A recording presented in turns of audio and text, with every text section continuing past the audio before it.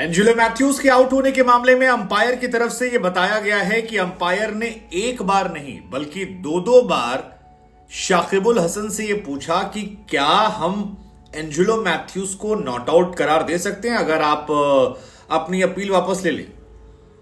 कहा जाता है कि पहली बार ही नहीं बल्कि दूसरी बार भी शाकिबुल हसन ने क्लियरली कहा कि नहीं, वो चाहते हैं कि इन्हें आउट कर दिया जाए। और इसके बाद एक चर्चा बहुत तेज हो गई है कि क्या ये क्रिकेट में डिसग्रेस था।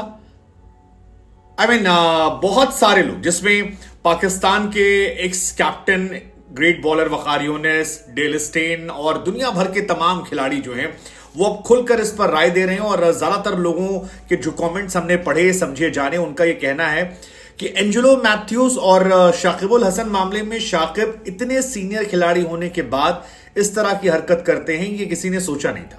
ज्यादातर लोगों का यह मानना है कि एंजेलो मैथ्यूज अपना गार्ड वार्ड ले चुके थे और गार्ड लेने के बाद जब हेलमेट टाई कर रहे थे उस दौरान उनका स्ट्रैप टूट गया। सो ये एक जेन्युइन केस था, एक ऐसा जेन्युइन केस जहां पर आप थोड़ी मर्सी जो है वो दिखा सकते हैं सामने वाले प्लेयर को लेकर। ऊपर से अंपायर जो थे वो भी तैयार थे एंजेलो मैथ्यूज की बात को समझते हुए कि एंजेलो मैथ्यूज को नॉट आउट देना चाहिए था। लेकिन शाकिब क्योंकि अपील कर चुके थे और बाय रूल ऑफ क्रिकेट उन्हें, और ये तमाम बातें इयान बिशप की तरफ से कमेंट्री बॉक्स से बताई गई, बहुत सारे खिलाड़ियों ने बताया। और सवाल यहीं से उठने लगा कि क्या इसकी जरूरत शाकिब जैसे खिलाड़ी को है, वो खिलाड़ी जो अपने करियर के एंड स्टेज में है, क्या वो इस तरह की बातों को लेकर अपने आप को चाहता है कि लोगों से याद करे। हालांकि शाकिबुल हसन का गुस्सा जो है कई बार चर्चा के केंद्र में रहा, चाहे बांग्लादेश में उनका अंपायर से विवाद हो या अंपायर के सामने आकर तीनों स्टंप उठाकर जमीन में पटक देना हो। कई ऐसे किस्से कहानियां हैं जो शाकिबुल हसन को लेकर कई ऐसी कंट्रोवर्सीज खड़ी करती हैं जो शायद सुनने में अच्छी नहीं लगती है। कुछ लोग ऐसे हैं जो वीनू मार्केट के 1947 में नॉन स्ट्राइकर एंड पर रनआउट को लेकर बात कर रहे हैं। लेकिन नॉन स्ट्राइकर एंड पर रनआउट को लेकर जब चर्चाएं होती है तो उसमें एक लॉजिक दिया आता है कि बैट्समैन जो है वो अपनी क्रीज को छोड़ रहा है और जब क्रीज से आगे बढ़ता है तो वो भी जो क्रिकेट के रूल हैं या जेंटलमैन गेम्स की स्पिरिट कही जाती है उसके अगेंस्ट हो रहा है।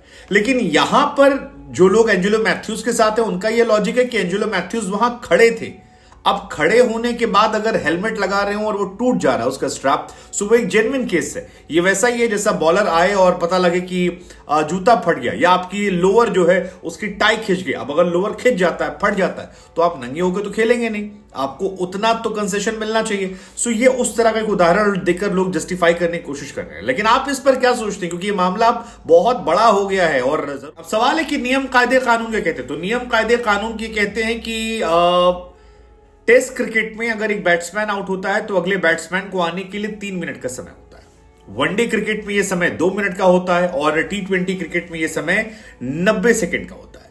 हालांकि इसमें यह भी कहा जा रहा है कि एंजेलो मैथ्यूज जो हैं वो काफी ढीले ढाले रवैये से आए थे और ये 2 मिनट का कोटा जो है ये शुरुआत में पूरा हो गया था। हालांकि तब उन्हें शुरुआत में आउट करना चाहिए था।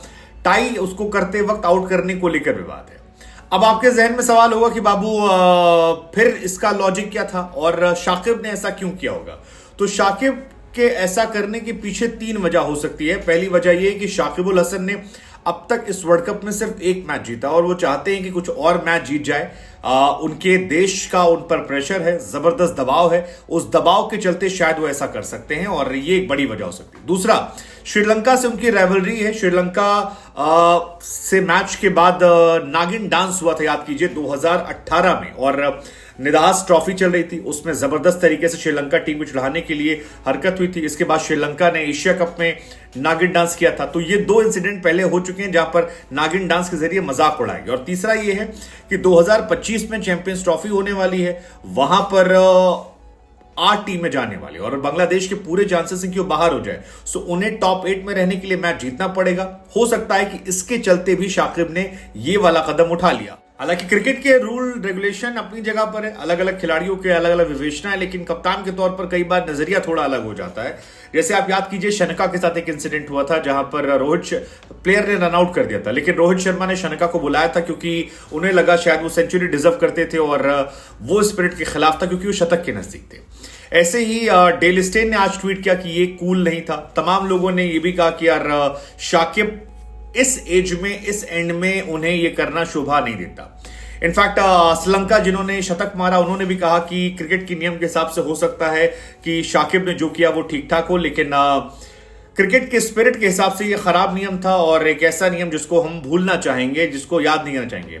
बद्रीनाथ जो इंडिया के एक्स प्लेयर थे उन्होंने कहा कि शाकिब ने जो किया वो काफी ज्यादा निराशाजनक था और अगर मैं एंजेलो मैथ्यूज की जगह होता तो मैं सिर्फ हेलमेट पटकता नहीं बल्कि हेलमेट को तोड़ भी देता। दरअसल मैथ्यूज काफी नाराज हो गए थे और जब वो वापस जा रहे थे तो बाउंड्री लाइन के उस पार उन्होंने अपना हेलमेट उठा के पटक दिया था, नाराजगी में, गुस्से में। वो एक तस्वीर आई थी।